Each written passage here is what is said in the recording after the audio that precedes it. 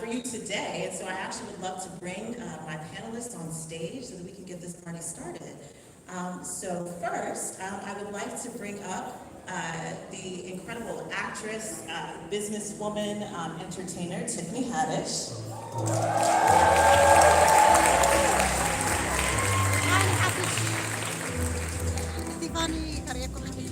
Sorry, guys. Backstage talk.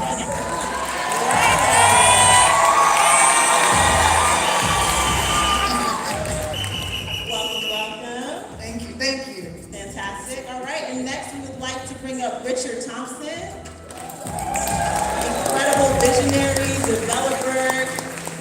Welcome, Miami. How are you doing?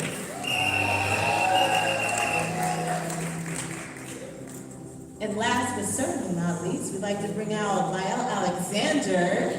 Let's go!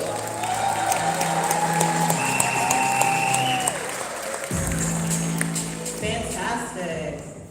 All right, so we are here to talk about closing the wealth gap. And specifically, I think it's really important that we actually start out talking about the data. So specifically, if we're talking about the racial wealth gap, white families have a median wealth of $188,000, and black families only have about 15% of that, which is $24,000. Hispanic families have about $36,000, and all other people of color are somewhere between white families and Hispanic families. And so I think kind of just to kick our panel off, I would love to talk about kind of what your #1 strategy has been in your own personal, professional lives in terms of helping to reduce that racial wealth gap. Well, hi guys, again, I'm Leo Alexander. Some of the things that we've done at Nardavani and Silo Cloud is change the whole conversation from disruption to enablement, right? So as part of enablement, what we've done was build infrastructure that allows us to educate the consumer base, allow them to build upon the framework of technology that they can actually understand, and then speak to them in terms that are relevant to the market and the base that we're speaking to, right?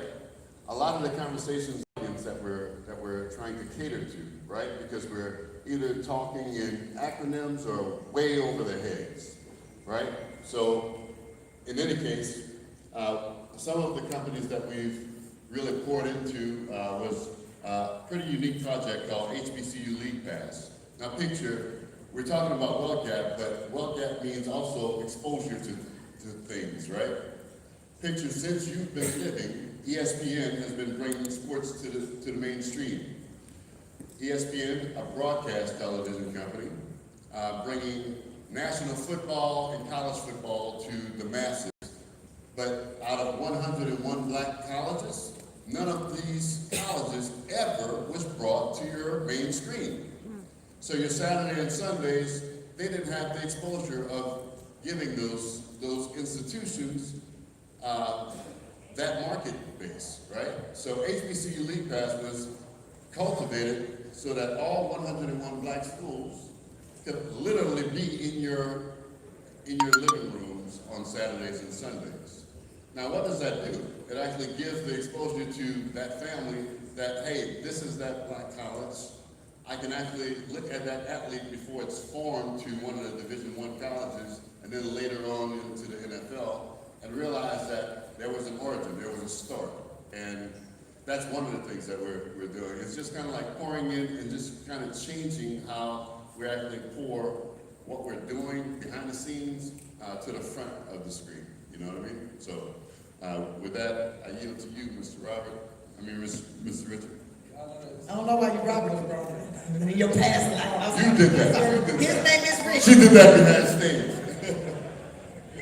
My mother's here, so they changed my name from Richard to Robert, so I'm going to take it personal. His name Rich. Oh yeah. So we started talking about the wealth gap. This is something that I take very personally because as you see those numbers, they're actually, to me, it's very appalling. You know, black families, we have it's around like $17,000, $18,000. And then you have like white families that are $180,000. So it's actually a 10x gap. And I ካብኦም lived through ነዚ that ሕብረተሰብ through ነፃ that ደውፅዎ ኣለዎ through ሓንቲ the ካብኦም 70s. ቲፋኒ It's not ሓዲሽ something ኣላ that we see as ኣና statistics. ወኪላ ማለት እዩ I know that, So- my mom used to go to work, it's great, for those things. And, so when you're growing up, when I say growing up around the block, there were